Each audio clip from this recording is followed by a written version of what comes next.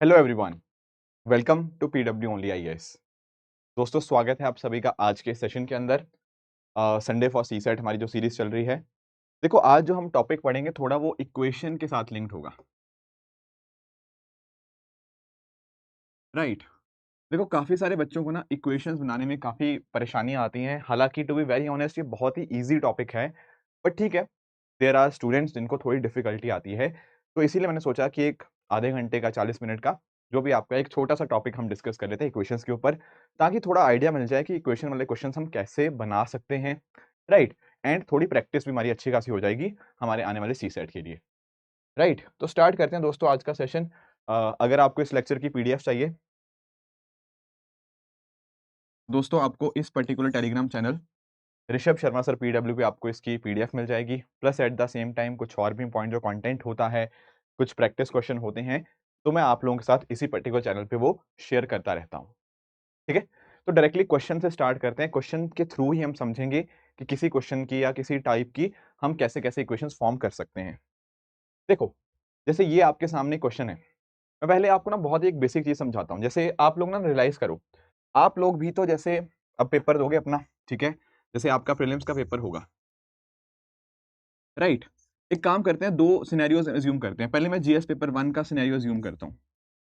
अब आप लोग एक बात जानते होंगे कि जीएस पेपर 1 में क्या होता है। जीएस पेपर 1 में आपके टोटल 100 क्वेश्चन आते हैं, है ना। प्रीलिम्स का जो पेपर 1 होता है जनरल स्टडीज वाला, 100 क्वेश्चन आते हैं। अगर आप सही क्वेश्चन अटेम्प्ट करते हो तो आपको +2 मार्क्स मिलते हैं। ऑन द अदर हैंड, अगर आप क्वेश्चन को गलत मार्क कर देते हो, वहां पर क्या होता है, वहां पर आपका पॉजिटिव मार्क्स का 1/3 पेनल्टी होती है, यानी कि -2/3 होता है ना। +2 फॉर एवरी करेक्ट आंसर, सही बात है। And -2/3 for wrong answer. ऐसा ही होता है ना प्रीलिम्स का आपका पैटर्न जो होता है, राइट। एंड लेट्स से अगर आप किसी क्वेश्चन को अटेम्प्ट नहीं करते हो तो वहां पर ना ही कुछ मिलता है ना ही कुछ कटता है ना। तो 0 फॉर अनअटेम्प्टेड, ये होता है आपका पेपर का पैटर्न। सही बात है, सही बात है। अब इसी को ही थोड़ा अंडरस्टैंड करने की कोशिश करना कि इसी के अंदर ही हम कैसे चीजें इमेजिन कर पाएंगे। अब लेट्स से मैं आपको एक चीज बोलता हूं कि पेपर पैटर्न तो ये था, ठीक है। क्वेश्चन कराने के लिए समझा रहा हूं, वैसे आई एम श्योर आपको पता होगा। अब लेट्स से एक कोई स्टूडेंट है, ठीक है। स्टूडेंट का नाम क्या रखते हैं, स्टूडेंट का नाम हम रख लेते हैं मोहित, ठीक है। अब मोहित ने बता क्या किया, मोहित एक ऐसा इंसान है जिसको लगता है यार सारे के सारे क्वेश्चन अटेम्प्ट कर देने चाहिए। क्या करेंगे छोड़ के क्वेश्चन, उसको आता था नहीं आता था, उसने सारे के सारे क्वेश्चन अटेम्प्ट कर दिए, ठीक है। मैंने कहा कि उसने जब सारे क्वेश्चन अटेम्प्ट किए तो उसके 70 क्वेश्चन उसके करेक्ट हो गए, उसके 30 क्वेश्चन आपके इनकरेक्ट हो गए, राइट।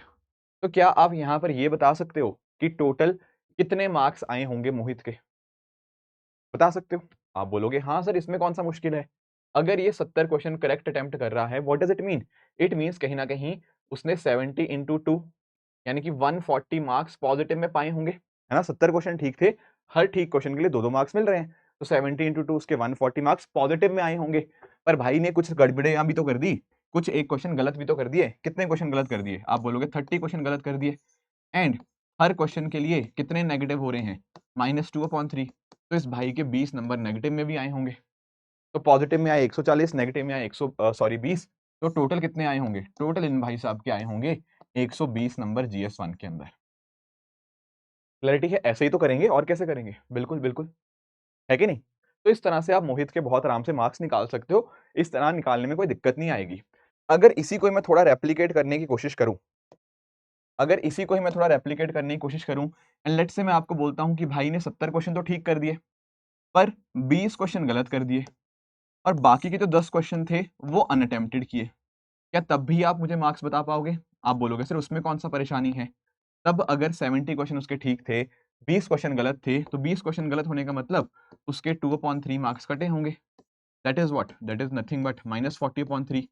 अब जो इसने क्वेश्चन अटेम्प्ट नहीं किए, 10 क्वेश्चन अटेम्प्ट नहीं किए, उनके लिए कुछ नहीं मिला, ना कुछ कटा ना कुछ मिला, तो वो तो जीरो ही हो जाएगा। तो यहाँ पर भी अगर आपको इसके टोटल मार्क्स निकालने होंगे ना, आपको तीनों को ऐड करना होगा। 140 -40/3 -0, या जो भी है वो 0 +- 0, है ना। तो क्या बन जाएगा, ये बन जाएगा 140 -40/3 एंड इसके जो मार्क्स आ जाएंगे वो आ जाएंगे कुछ 126.66, है ना। इतने नंबर फिर इसके यहाँ पे आ जाएंगे। ऐसे ही तो करते हैं, ठीक है। अब आते हैं अपने इक्वेशन वाले क्वेश्चंस की तरफ। जैसे ये है आपके सामने क्वेश्चन, हाँ जी, इसको ध्यान से पढ़ना। ट्राई टू फॉर्म इक्वेशन, नहीं आता इक्वेशन से डायरेक्टली भी आप कर सकते हो। यहाँ पर क्या कह रहा है, एक एग्जाम हुआ, ठीक है, और एग्जाम के लिए 100 क्वेश्चंस होते हैं, राइट। अब हर क्वेश्चन के लिए अगर वो सही मार्क करता है तो +3 एंड 1 मार्क्स कटेगा। डिडक्टेड का मतलब होता है मार्क्स कटना, 1 मार्क्स कटेगा अगर गलत आंसर होता है। अब क्या किया, यहां पर अंकित भाई साहब जो थे, इन्होंने 100 क्वेश्चन अटेम्प्ट किए और उनके मार्क्स बने 236। क्या आप ये बता सकते हो उनके कितने सही थे कितने गलत थे? देखो यहां पर ना सिनेरियो उल्टा हो गया। यहां पर ना हमें ये नहीं बताया कि कितने सही थे कितने गलत थे, यहां पर ये बता दिया कि एंड में मार्क्स कितने आए। तो हमें ये निकालना है कितने सही हुए कितने गलत हुए। बात समझे? मुझे एक चीज बताओ, क्या मैं ये कह सकता हूं कि let's say, just take an example, let's say x is what, x is number of correct answers. भाई ने कितने करेक्ट किए, हमने उसको मान लिया x, ठीक है, और भाई ने कितने गलत किए, हमने उसको मान लिया y। तो x is the number of correct answers, y is the number of incorrect answers, ठीक है। अब उसने क्या कहा कि 100 के 100 क्वेश्चन उसने अटेम्प्ट किए। अब 100 के 100 क्वेश्चन अटेम्प्ट कर रहा है, तो that means what, correct plus incorrect will be what, 100। तो यानी कि यहां पर मैं क्या लिख सकता हूं, मैं लिख सकता हूं x plus y is equal to 100। आप पूछोगे कैसे लिख दिया सर ये x plus y equal to 100? भाई जो क्वेश्चन करेक्ट थे और जो क्वेश्चन इनकरेक्ट थे, कोई छोड़ा तो है ही नहीं, उसने सारे के सारे क्वेश्चन अटेम्प्ट किए हैं। तो कितने सही हुए कितने गलत हुए उनका जोड़ तो 100 ही आएगा, क्योंकि सारे के सारे उसने क्वेश्चन अटेम्प्ट किए हैं। ये इक्वेशन मैंने कैसे लिखी, ये इक्वेशन मैंने लिखी using the number of questions. कितने सवाल थे, कितने सही हुए कितने गलत हुए, दोनों का जोड़ 100 ही आएगा, ठीक है। ये होगी पहली इक्वेशन। आप पूछोगे दूसरी इक्वेशन कैसे बनेगी? दूसरी इक्वेशन भी बहुत सिंपल है। मुझे एक बताओ, आप कह रहे हो कि भाई ने क्वेश्चन सही कितने किए, टोटल x क्वेश्चन सही हुए, ठीक बात। हर क्वेश्चन के लिए कितने मार्क्स उसको मिल रहे हैं अगर वो करेक्ट कर रहा है? देखो यहाँ पे लिखा है हर क्वेश्चन वो करेक्ट करेगा ना, तो उसके लिए 3 नंबर उसको मिलेंगे। तो क्या मैं ऐसा कह सकता हूं, जैसे पीछे मैं देखा था, जैसे पीछे यहाँ पे नोटिस करना, अगर मैं ये कह रहा था कि उसने 70 क्वेश्चन करेक्ट किए थे, तो उसके पॉजिटिव में मार्क्स कितने आए थे, 70 into 2, number of questions corrected into marks of every correct answer, है ना। तो यहां पर भी तो सेम ही चीज कर रहा हूं। अगर उसने number of questions x correct किए एंड हर करेक्ट क्वेश्चन के लिए उसको 3 नंबर मिल रहे हैं, तो उसको पॉजिटिव में कितने नंबर मिले होंगे, x इंटू 3। बिल्कुल ठीक बात है। अब इसमें क्या जोड़ूंगा, इसमें मैं जोड़ूंगा उसने जो गड़बड़ियां करी। आप बोलोगे सर गड़बड़ियां करी या इनकरेक्ट उसके कितने हुए, उसके y क्वेश्चंस इनकरेक्ट हुए, सही बात। एंड हर इनकरेक्ट क्वेश्चन के लिए कितना नंबर कटा, 1 नंबर कटा। 1 नंबर कटा मतलब -1, number of incorrect questions, number of incorrect answers into marks deducted for every incorrect answer.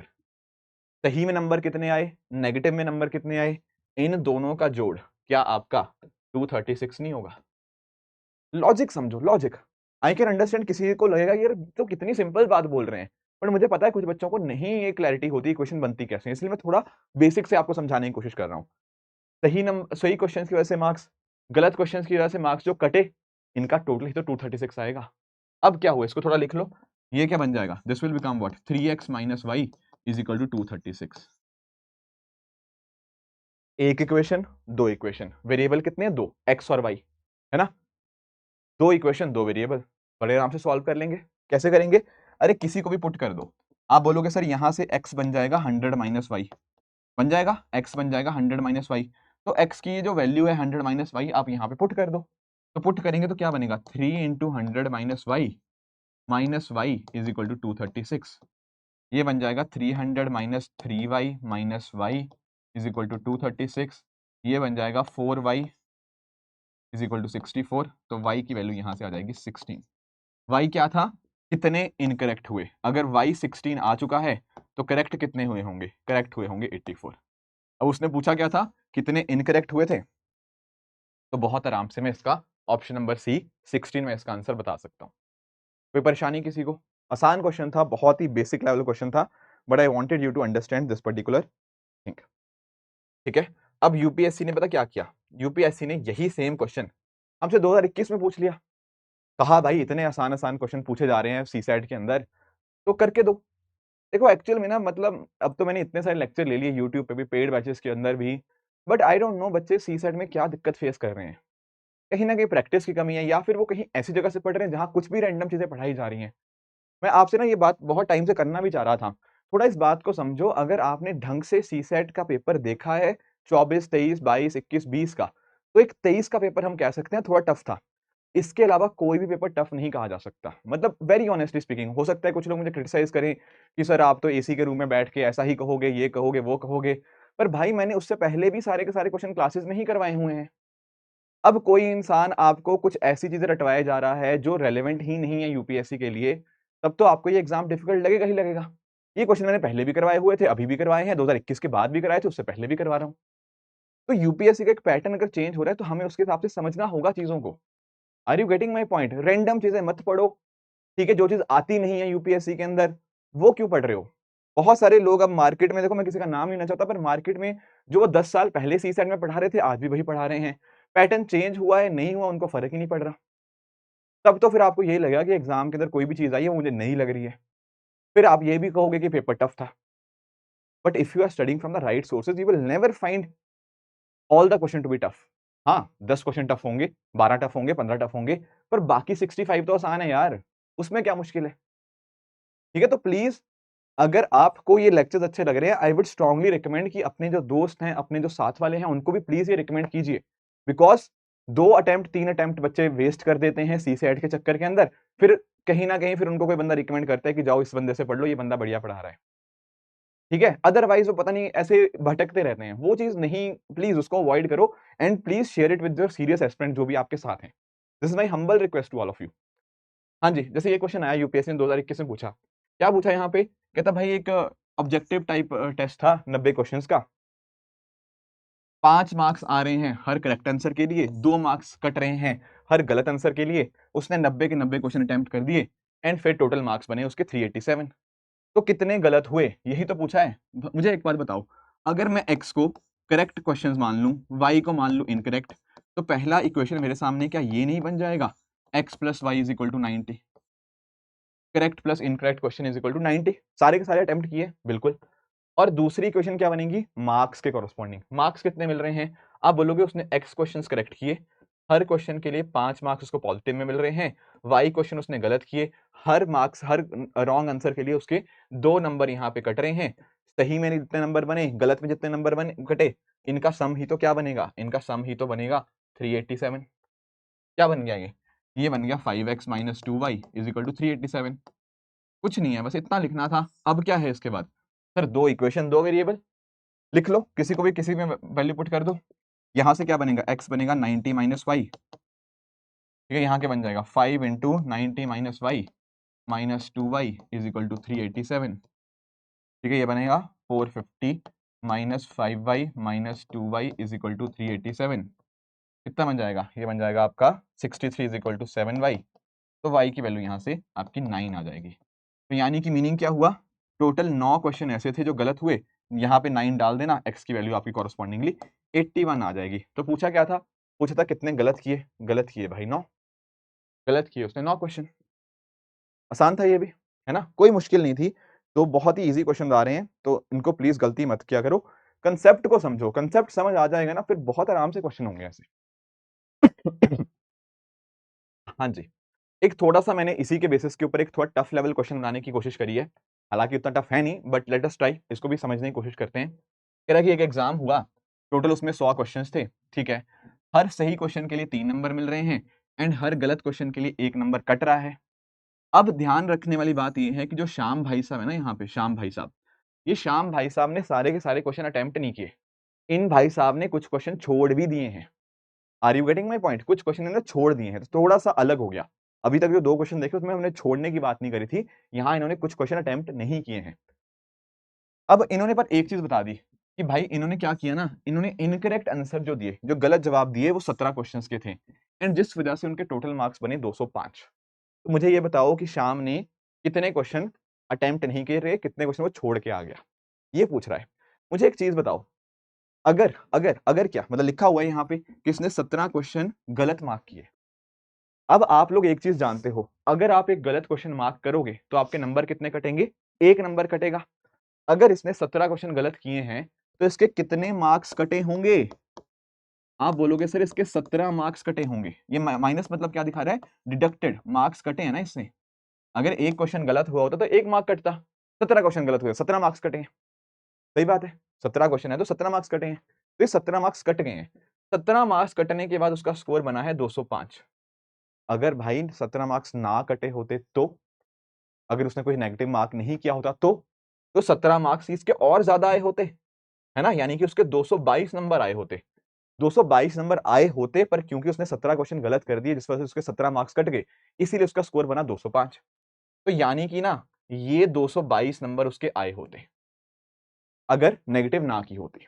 चलो ठीक है, मुझे अब ये बताओ ये 222 222 जो उसके नंबर आए, 222 नंबर क्यों आए होंगे? आप बोलोगे सर इसमें नेगेटिव वाला तो हमने देख लिया, नेगेटिव नंबर डिडक्ट होने वाले तो देख लिए। यहां पर 222 आए होंगे जो उसने सही किए होंगे, है ना, जो उसने करेक्ट किए होंगे, राइट। और कौन से टाइप ऑफ क्वेश्चन बचे? या फिर जो उसने अटेम्प्ट नहीं किए, है ना। नेगेटिव वाले तो हमने जोड़ दिए इसके अंदर। ये 222 नंबर क्यों आए होंगे? जो करेक्ट किए होंगे या फिर जो छोड़ दिए होंगे। अरे भाई जब छोड़ दिया क्वेश्चन तो ना कोई नंबर कटा ना कोई नंबर जुड़ा, तो इनका तो मैटर ही नहीं है। 222 के अंदर अगर आपने कुछ छोड़ दिया था उसकी वजह से थोड़ी कुछ हो रहा है। 222 नंबर क्यों आए होंगे? क्योंकि उसने उतने क्वेश्चन करेक्ट किए होंगे। अब नोटिस करो वो कह रहा है कि एक क्वेश्चन के लिए उसको, अगर वो एक क्वेश्चन ठीक कर रहा है तो उसको +3 मार्क्स मिल रहे हैं। तो क्या आप लोग मुझे ये नहीं बता सकते कि अगर उसके 222 मार्क्स आए हैं तो करेक्ट क्वेश्चन उसने कितने किए होंगे? आप बोलोगे 222/3, है ना। अगर एक क्वेश्चन पे आपको +3 नंबर मिल रहे हैं और मैं आपको बोलता हूं टोटल आपके 222 नंबर आए हैं पॉजिटिव के अंदर, तो करेक्ट क्वेश्चन कितने होंगे? 222/3, ये बन जाएंगे आपके टोटल 74 क्वेश्चन। समझे? तो हुआ क्या है? हुआ ये है कि उसके अगर क्वेश्चन कितने थे, टोटल 100 क्वेश्चन थे। 100 में से हमने ये देख लिया कि उसके 74 क्वेश्चंस करेक्ट हुए। हमें उसने बता रखा था उसके 17 क्वेश्चन इनकरेक्ट थे। तो मुझे बताओ जो बाकी बच गए क्वेश्चन वो क्या हुए होंगे? वो अटेम्प्ट नहीं किए होंगे। तो 74 + 17 91, 9 क्वेश्चन ऐसे होंगे जो कि नॉट अटेम्प्ट होंगे। समझे? This will be the final scenario. तो इसका आंसर क्या आएगा? Option C 9। अगर आप चाहते हो इस आंसर को चेक करना, आप चेक भी कर सकते हो। जैसे मैंने कहा ना 100 क्वेश्चंस थे, 100 में से कितने करेक्ट निकले थे? 74। गलत कितने निकले थे? 17। एंड 9 क्वेश्चन उसने अटेम्प्ट नहीं करे। मुझे बताओ 74 जो उसने करेक्ट करे थे उस वजह से उसके कितने पॉजिटिव आए होंगे? 74 × 3 222। 17 क्वेश्चन जो गलत किए थे उससे क्या हुआ होगा? उसके 17 नंबर कटे होंगे। एंड जो 9 क्वेश्चन उसने अटेम्प्ट ही नहीं करे वहां पे उसको 0 ही नंबर मिले होंगे। तो यहां पर से आप इसको वेरीफाई भी कर सकते हो, डेफिनेटली आंसर 205 ही आ रहा है। Getting the point? तो ऐसे आपके सामने कोई भी एग्जाम के रिगार्डिंग कुछ भी वो क्वेश्चन पूछे, आप फटाफट उसको सॉल्व कर सकते हो। आई होप आपको इस चीज के अंदर कुछ परेशानी आपको बिल्कुल भी नहीं हुई होगी। चलिए चलिए चलिए फिर आगे आते हैं, आगे आगे चलते हैं। जैसे आपके सामने एक ये क्वेश्चन है अब, ठीक है, आपके सामने आपको ये क्वेश्चन देखने को मिलेगा। क्या लिखा हुआ है यहाँ पे? यहाँ लिखा हुआ है कि दो लोग हैं जय और विजय, उन्होंने equal amount of money spend किया। क्यों किया? ताकि उनको कुछ पेन्स और पेंसिल खरीदनी थी, ठीक है। अब वो क्या कह रहे हैं ना, जय ने खरीदे 3 पेन और 5 पेंसिल, विजय ने खरीदे 2 पेन्स और 7 पेंसिल। मुझे एक चीज बताओ, अगर मैं ये कह दूं कि एक पेन की कीमत है x, एक पेंसिल की कीमत है y, क्या है? Price of 1 pen is x, price of 1 pencil is y। तो क्या आप लोग मुझे ये बता सकते हो कि जय ने कितना खर्च किया होगा? आप बोलोगे सर जय ने 3 पेन खरीदे, ठीक है, और हर पेन की कीमत है x। जय ने 3 पेन खरीदे और हर पेन की कीमत है x, तो पेन के ऊपर जय का खर्चा हुआ 3x। उसी तरह से जय ने और क्या खरीदा? जय ने 5 पेंसिल खरीदी और हर पेंसिल की कीमत थी y, तो पेंसिल के ऊपर उसका खर्चा कितना हुआ? 5y। अगर मैं बात करूं दोस्तों सेम चीज विजय के लिए, तो विजय भाई साहब ने क्या किया? विजय ने किया 2 पेन खरीदे, 2 पेन खरीदे और हर पेन की कीमत है x। कितनी पेंसिल खरीदी? 7 पेंसिल खरीदी और हर पेंसिल की कीमत है y। तो ये खर्चा हुआ विजय का। अब वो क्या कह रहा है कि दोनों का खर्चा बराबर था, दोनों ने equal amount of money spend किया। तो भाई इन दोनों को इक्वल कर दो, और क्या है? Equal amount of money spend करने का मतलब क्या है? दोनों को इक्वल कर दो, करो इक्वल। ये क्या था? This is nothing but 3x + 5y, और ये खर्चा था जय का, दिस इज इक्वल टू विजय का खर्चा। विजय का खर्चा कितना है? 2x + 7y। तो क्या बना? x को इधर ले आओ, ये बना x = 2y। What does it show? It shows कि ये क्या है, x क्या था मैंने माना था, x अज्यूम किया था पेन की कॉस्ट। पेन की कॉस्ट क्या है, पेंसिल की कॉस्ट से डबल है। क्या है, पेन की cost is twice of pencil की कॉस्ट। कहां लिखा हुआ है ये लिखा हुआ है ऑप्शन बी के अंदर। नहीं, ऑप्शन बी नहीं, कहां लिखा हुआ है, the price of a pen is 2 times the price of pencil, option C के अंदर लिखा हुआ है। ठीक है, ये देखो ना, price of a pen, pen की कॉस्ट थी x is 2 times the price of pencil. तो ऑप्शन सी यहाँ पे बिल्कुल आपका करेक्ट आंसर हो जाएगा। आई होप इसमें भी किसी को कोई परेशानी नहीं हुई होगी। और एक दो क्वेश्चन देख लेते हैं, जैसे इस क्वेश्चन में पूछा गया है हमसे, क्या पूछ रहा है, यहाँ पर भी दो लोगों की बात हुई है, राकेश की और राजेश की। क्या कह रहा है, दोनों ने मिलकर क्या किया, दोनों ने मिलकर 10 बॉल्स एंड 10 रैकेट खरीदे। वो ये नहीं कह रहा इंडिविजुअली इन्होंने खरीदे, नहीं, दोनों ने मिलकर इतना खरीदा। आगे क्या मेंशन्ड है कि राकेश ने पैसा खर्च किया 1300, राजेश ने पैसा खर्च किया 1500। और क्या उसने बता दिया, उसने बता दिया रैकेट की कॉस्ट है ना वो बॉल का 3 गुना है। अब इसको अंडरस्टैंड करना, अगर लेट से मैं बॉल की कॉस्ट मान लूं x, तो रैकेट की कॉस्ट कितनी हो जाएगी, सर रैकेट की cost is 3 times that of ball. तो अगर बॉल की कीमत x है तो रैकेट की कीमत कितनी आ जाएगी, 3x आ जाएगी, है ना, यही तो लिखा है 3 टाइम्स। बहुत बढ़िया। अब नोटिस करो उसने क्या खरीदी, उसने 10 बॉल्स खरीदी। 10 बॉल खरीदने का मतलब एक बॉल की कीमत थी x, तो 10 बॉल्स की कीमत आ जाएगी 10x। एक बॉल की कीमत x तो 10 बॉल्स की 10x। और क्या खरीदा, दोनों दोनों ने मिलकर, कह रहा हूं दोनों ने मिलकर खरीदा 10 रैकेट। 10 रैकेट खरीदे तो उनकी कॉस्ट आ जाएगी 10 इंटू 3x। ये देखो क्या है, ये है नंबर ऑफ बॉल्स, ये कॉस्ट ऑफ 1 बॉल, ये है नंबर ऑफ रैकेट्स, ये है कॉस्ट ऑफ 1 रैकेट। समझ रहे हो, एक रैकेट की कीमत 3x, 10 रैकेट्स की कीमत 10 इंटू 3x। ये किसके बराबर है, ये दोनों ने खर्चा किया, दोनों ने खरीदे ना मिलके, और दोनों ने खर्चा कितना किया, एक ने किया 1300, एक ने किया 1500, तो टोटल खर्चा कितना हुआ 1300 प्लस 1500। बस ये इक्वेशन लिखनी आनी चाहिए, दोनों ने मिलकर कितना खर्चा किया इतना, एंड टोटल खर्च हुआ कितना इतना, दोनों बराबर होंगे। सॉल्व कर लीजिए, ये बना 10x, ये बना 10 to 3 30x is equal to what, is equal to 2800। यहाँ से क्या बना 40x इज इक्वल टू 2800, तो x की वैल्यू कितनी आ जाएगी, x की वैल्यू आ जाएगी 70। अब कुछ बच्चे बड़ी ना जल्दबाजी करते हैं, उनको फटाफट दिखता है x की वैल्यू 70 आ गई, वो ऑप्शन ए टिक कर देते हैं। भाई पहले देख तो लो पूछा क्या हुआ है, क्या पूछ रहा है वो पूछ रहा है रैकेट का प्राइस क्या होगा। एक बात नोटिस करो, हमने बॉल की कीमत मानी थी x, रैकेट की कीमत कितनी है 3x। अगर वो रैकेट का पूछ रहा है तो हमें x थोड़ी बताना है, हमें 3x बताना है। 3x कितना आएगा, 3 इंटू 70, जो हो जाएगा हमारा 210, जो हो जाएगा कितना 210। तो ऑप्शन ए सही नहीं होगा, आपका ऑप्शन नंबर सी ₹210, ये स्टेटमेंट आपकी यहाँ पे करेक्ट हो जाएगी। क्या ये बात क्लियर हुई, हाँ जी। कुछ और देख लेते हैं, एक ये वाला क्वेश्चन ट्राई कर लेते हैं। हाँ जी, इस क्वेश्चन को ट्राई कर लेते हैं। यहाँ पर क्या कह रहा है, it says Sunita cuts a sheet into 3 pieces. ठीक है, length of first piece is equal to average of 3 single digit odd prime numbers, फिर ऐसे ऐसे दिया हुआ है। अब इसको अंडरस्टैंड करने की कोशिश करो। कुछ बच्चे ना इस लाइन के अंदर बड़ा कंफ्यूज हो जाते हैं कि इसका मतलब क्या है, 3 single digit odd prime numbers, नहीं समझ आता, कोई बात नहीं कोई बात नहीं, अभी कराता हूँ। पहली बात उसने क्या कहा कि भाई क्या था, हमारे पास एक पेपर था, ठीक है, एक पेपर था, पेपर को क्या कर दिया 3 हिस्सों में काट दिया। मान लो ये पहला हिस्सा, ये दूसरा हिस्सा, ये तीसरा। This is the x, let's say इसकी लेंथ है y, इसकी लेंथ है z। 3 हिस्सों में काटना था, ये पहला, ये दूसरा, ये तीसरा। ठीक है, अब नोटिस करो, एक एक लाइन पढ़ो आराम से। वो कह रहा है पहले हिस्से की लेंथ, पहले हिस्से की लेंथ क्या है x, x की वैल्यू पता क्या है, it is the average of 3 single digit odd prime numbers. क्या आप लोग मुझे प्राइम नंबर बता सकते हो, आप बोलोगे सर प्राइम नंबर ये होते हैं, 2 से शुरू होते हैं, फिर 3 आता है, फिर 5, फिर 7, फिर 11, फिर 13, 17, 19। मैंने आपको बहुत बार प्राइम नंबर लिखवा रखे हैं। अब वो नोटिस करो क्या कर रहा है, 3 single digit odd prime numbers. Single digit, पहली बात तो ना सिंगल डिजिट देखो कौन से हैं। आप बोलोगे सर 11 से तो हम लोग 2 डिजिट पे चले जाते हैं, तो यही देखने पड़ेंगे, सिंगल डिजिट यहीं तक था, आगे तो 11 वगैरह वो तो 2 डिजिट हो गया।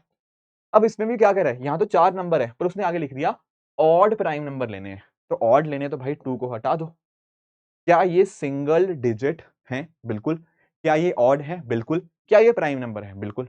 तो ये कह रहा है कि इन तीनों का ना उसने पता क्या किया, उसका एवरेज लिया। तीनों का एवरेज ले लो, तीनों का एवरेज कितना आएगा 3 + 5 + 7/3, इनका एवरेज आ जाएगा 5।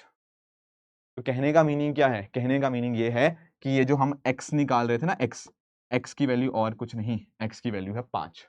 कैसे निकाला, 3 single digit odd prime number देखे, उनका एवरेज देख लिया, एवरेज 5 आया, तो मेरे पास जो पहला हिस्सा था ना पेपर का, उसकी वैल्यू आ चुकी है, वो है 5। फिर वो क्या कह रहा है, length of second piece is equal to length of second piece कौन सा है, y की वैल्यू क्या है, it is equal to that of first की कितनी थी x, ठीक है, plus 1/3 the length of the third. ध्यान से देखो, उसने जो जो लिखा है ना, मैंने एग्जैक्टली वही लिख दिया। वो कह रहा है सेकंड पीस की length, what is second piece की length, y is equal to, तो मैंने इज इक्वल टू डाल दिया, दैट ऑफ फर्स्ट की लेंथ कितनी थी x, प्लस, तो प्लस के साथ प्लस लगा दिया, प्लस 1/3 किसकी, the length of the third की लेंथ कितनी है, z। तो बेसिकली जो इसने इंग्लिश में लिखा एग्जैक्टली वही सेम चीज मैंने मैथ्स में उतार दी। तो ये इक्वेशन बन गई y equal to x + 1/3z। अब आपने x की वैल्यू निकाल रखी है, तो फटाफट आप डाल भी सकते हो, तो ये बन जाएगा y is equal to 5 + 1/3z, है ना। ये एक इक्वेशन बन गई हमारे पास। आगे पढ़ो, फिर आगे क्या कह रहा है, आगे कह रहा है थर्ड पीस क्या है, third piece is as long as the other two pieces together. What is third piece is what, z कितना बड़ा है, इज एज लॉन्ग मतलब is equal to other two pieces together, बाकी दोनों को जोड़ दो, मतलब x + y। तो तीसरी स्टेटमेंट उसने हमें ये दे दी, z equal to x + y। अब यहाँ पर आप x की वैल्यू पुट कर सकते हो, x की वैल्यू तो ऑलरेडी हमारे पास 5 आ चुकी है ना, तो z इज इक्वल टू बन गया क्या, 5 + y। अब एक इक्वेशन ये, एक इक्वेशन ये, दो इक्वेशन, वेरिएबल भी दो ही हैं, x की वैल्यू तो आ चुकी है, वेरिएबल दो ही हैं y और z, दो इक्वेशन दो वेरिएबल, फटाफट निकल जाएगा। करा देता हूँ, ठीक है, यहां से आप सॉल्व कर लो, z इक्वल टू 5 + y आया, इसमें डाल दो 5 + y, y is equal to 5 plus z की जगह क्या डालना है 5 + y, तो 5 + y/3। सॉल्व करो इसको, ये बन जाएगा 3y is equal to 15 + 5 + y, यहाँ से बन जाएगा 2y is equal to 10, sorry 2y is equal to 20, y is equal to 10। y की वैल्यू यहाँ से 10 आ जाएगी, y की वैल्यू 10 आई है, यहाँ पे पुट कर दो z की वैल्यू 15। तो क्या पूछा हुआ है, length of the original sheet of paper, total sheet कितनी है, टोटल शीट की लेंथ है x + y + z, x 5 आया था, y 10 आया है, z आया है 15, टोटल कितना लंबा है 5 + 10 + 15, ये बन जाएगा आपका 30। तो option D 30 units will be the correct answer. क्या आएगा, option number D 30 unit will be the right answer in this particular case. ठीक है, तो ये भी इजी था, बस थोड़ा सा इक्वेशंस आपको लिखनी आ जाएंगी, तो फिर फटाफट ऐसे क्वेश्चंस आप बहुत आराम से कर सकते हो। ठीक है, तो एक दो क्वेश्चन मैं और करा देता हूँ, बाकी मैं आपको होमवर्क दे दूंगा, ठीक है, उनके आंसर से आपको ना एक काम करेंगे, दो क्वेश्चन मैं करा देता हूँ, बाकी के जो क्वेश्चन होंगे वो आपको एज इट इज पीडीएफ में मैं अपलोड कर दूंगा।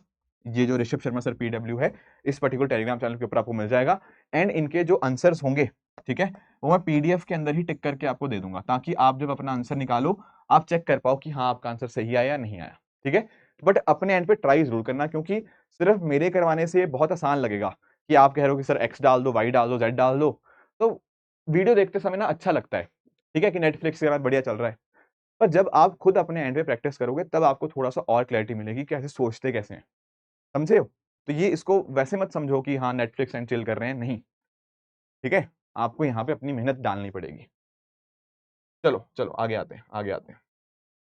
यस, अब ये क्वेश्चन आया, ये क्वेश्चन आया हमारे सामने, ये नहीं, पहले ये करते हैं, फिर वो अगला वाला बाद में करेंगे। अब यहां पर इस क्वेश्चन में क्या पूछा गया, यहां पर इस क्वेश्चन के अंदर पूछा गया है क्या, there is a vessel which is full of water, उसका वेट है कितना 40 केजीज, राइट।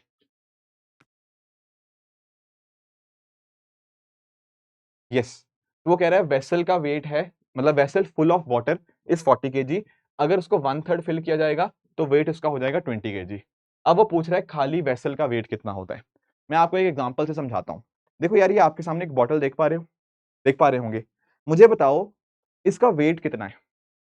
आप बोलोगे सर जो बॉटल का वेट है ना, दो कारणों की वजह से है। क्या दो कारण, एक तो देखो इसमें इतना सा पानी है, ये देख पा रहे होंगे, ये पानी हिल भी रहा है, ये इतना सा पानी है इसके अंदर, सही बात है, और बाकी वेट क्यों होगा, अरे भाई बॉटल का भी तो वेट है, इस ढक्कन का भी वेट है, ये जो प्लास्टिक है इसका भी तो वेट है। तो कहने का मेरा मीनिंग पता क्या है, अगर आपके सामने ये बॉटल मैं कह रहा हूं ना कि कुछ कुछ इसका वेट है। इसके दो कारण है, एक तो बॉटल का वेट रहा होगा और उसमें जो भी पानी है उसका वेट रहा होगा, यही तो रीजन है इसका, जो भी वेट होना होगा उसका। ठीक बात। अगर ये बात अंडरस्टैंड करते हो तो बहुत आराम से क्वेश्चन हो जाएगा। वो कह रहा है जब पानी से पूरा भर दिया, अगर बॉटल को ना आप ऊपर तक पानी से भर दोगे तो वो कह रहा है वेट आ रहा है कितना, टोटल किलो वेट आ रहा है 40। अब इसमें पता क्या है, बॉटल का तो वेट है ही है एंड पूरा का पूरा ऊपर तक भर दिया पानी को, तो दोनों का वेट मिक्स था, तब वेट आया 40। पर अगर वो कह रहा है कि इसको सिर्फ 1/3 फिल किया, 1/3 मतलब मान लो इतना सा फिल किया था अगर, तब क्या होगा, तब उसका वेट आ रहा है 20। अब मुझे बताओ फर्क क्या आया होगा इस केस में। पहले वाले केस में जब पूरा पानी से भरा हुआ था, बॉटल का तो उतना वेट होगा ही होगा जो भी था, उसका प्लास्टिक और उसका ढक्कन का वेट, और साथ में पानी का वेट था। अगर इसको सिर्फ और सिर्फ 1/3 वेट पानी से भरोगे, तब फर्क क्या आएगा, आप बोलोगे सिर्फ बॉटल का वेट तो उतना ही रहेगा, क्योंकि प्लास्टिक और ढक्कन का वेट तो चेंज नहीं ना होगा पानी कम होने से, पर पानी का वेट कम होगा, वाटर का वेट कम हो जाएगा। कितना वेट कम होगा, अब वो कह रहा है 1/3 फिल्ड है, अगर पूरा पहले फिल्ड था तो अब उसका कितना फिल्ड है, केवल और केवल 1/3। अगर ये बात सही है तो इसका वेट कितना आ रहा है, इसका वेट आ रहा है 20 केजीस। आप पूछोगे बी क्यों कॉमन रहा, भाई बॉटल का वेट थोड़ी चेंज हो जाएगा, कितना इस पे प्लास्टिक है या कितना इसका ढक्कन का वेट है, जब वो तो बी ही रहेगा। पानी की वैल्यू चेंज हुई, पहले वाटर डब्ल्यू था, इट वॉज फुली कंप्लीट, अब उसका 1/3 कंप्लीट है, तो इसलिए बनेगा W/3। अब क्या है, दो इक्वेशन दो वेरिएबल, दो इक्वेशन दो वेरिएबल, सॉल्व कर लो, माइनस कर दो इससे, है ना। तो ये क्या बनेगा, ये बनेगा 2/3W इज इक्वल टू 20। तो W की वैल्यू यहाँ पे कितनी आ जाएगी, W की वैल्यू आ जाएगी आपकी 30, और W की वैल्यू अगर 30 है तो B की वैल्यू यहाँ से निकाल लो, B की वैल्यू आ जाएगी यहाँ से 10। तो बॉटल का वेट है अपने आप में 10 किलो, एंड पानी अगर आप पूरा टॉप तक भर देते हो तो वहां पे आ जाता है 30 किलो। ये बात है। अब वो पूछ रहा है एम्प्टी वेसल का वेट कितना है, एम्प्टी वेसल मतलब बॉटल का वेट कितना है, बॉटल का वेट कितना है 10 किलो। तो ऑप्शन नंबर ए आपका यहाँ पे करेक्ट हो जाएगा। आई होप ये बात सबको समझ आ गई होगी। एक लास्ट क्वेश्चन देख लेते हैं, ठीक है, फिर रैप अप कर देंगे। यहां पर देखो पूछा क्या गया है, यहां पूछा गया है एक पार्किंग का एरिया है, वहां पर number of wheels of all the cars and scooter bikes is 100 more than twice the number of parked vehicles. मुझे एक चीज बताओ, क्या है वेरिएबल, क्या है यहाँ पे। आप बोलोगे एक तो सर जो 4 व्हीलर्स हैं वो एक वेरिएबल है, और एक 2 व्हीलर है, एक गाड़ी वाली है और एक बाइक वाले हैं। तो लेट से अगर मैं ये बोल दूं कि टोटल गाड़ी वाले x हैं और जो आपके 2 व्हीलर जो बाइक्स वगैरह हैं वो y हैं, तो क्या मैं ऐसा कह सकता हूं कि नंबर ऑफ टोटल व्हीकल्स कितने होंगे। आप बोलोगे number of total vehicle x plus y होंगे, क्योंकि कुछ एक गाड़ियां हैं जो 4 व्हीलर्स हैं, कुछ एक गाड़ियां हैं जो 2 व्हीलर्स हैं, तो नंबर ऑफ व्हीकल्स आपके x प्लस वाई हो जाएंगे। ठीक है, अब आप लोग मुझे बताओ नंबर ऑफ व्हील्स कितने होंगे, पहिए कितने होंगे टोटल। आप बोलोगे सर एक गाड़ी मतलब एक 4 व्हीलर के 4 पहिए होते, तो अगर मेरे पास x 4 व्हीलर्स हैं तो उनके कॉरस्पॉन्डिंग व्हील्स कितने हो जाएंगे, x इंटू 4। एक गाड़ी के 4 पहिए, x गाड़ियों के x इंटू 4 पहिए। उसी तरह से अगर मैं बात करूं 2 व्हीलर्स की, 2 व्हीलर में क्या होता है, एक 2 व्हीलर के कितने पहिए होते हैं, 2। जैसे आपकी बाइक होती है ना मोटर बाइक, उसमें 2 पहिए होंगे, दो हर एक बाइक के 2 पहिए। और वाई अगर आपके पास व्हीकल्स हैं जो 2 व्हीलर है, उनके कॉरस्पॉन्डिंग व्हील्स कितने हो जाएंगे, वो वाई इंटू 2 हो जाएंगे। ठीक है, तो number of wheels parking lot में इतने हैं।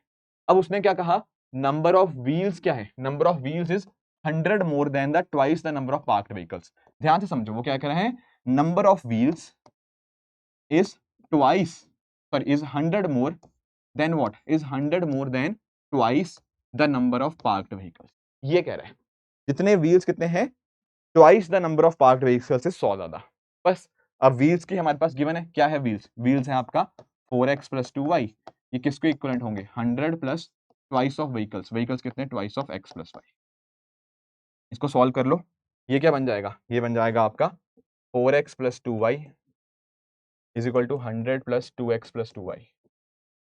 तो यहाँ पर आप नोटिस करोगे 2y से 2y कट गया, ये बन जाएगा 2x इक्वल टू 100, तो x की वैल्यू यहाँ से आ जाएगी 50। पूछा क्या था, यही तो पूछा गया था कि नंबर ऑफ 4 व्हीकल्स या कार्स कितनी पार्क्ड हैं, तो that will be what, option number C 50 will be the right answer. Clear हुई ये बात। अब इसके जो बाकी क्वेश्चंस हैं वो आप होमवर्क के लिए कर लीजिएगा। मैंने जैसा आपको बताया कि सारे बाकी जो क्वेश्चंस होंगे वो आपको पीडीएफ में मिल जाएंगे, एंड उनका आपको आंसर्स भी आपको पीडीएफ में मिल जाएगा, तो प्लीज उसको डाउनलोड करके एक बार अपने एंड पे अटेम्प्ट जरूर कर लेना। तो ये था इक्वेशन का टॉपिक, काफी आसान सा ही टॉपिक था बट काफी कंसेप्चुअल था। आई होप आपको जो बेसिक फंडामेंटल्स इसको समझने के लिए चाहिए होते हैं, वो सारे के सारे आइडियाज़ आपको यहाँ पे आज के सेशन के थ्रू लग गए होंगे। दोस्तों इसी तरह से आप भी अपने एंड पे हार्ड वर्क करते रहिए। Thank you so much for joining. All the very best. Thank you so much.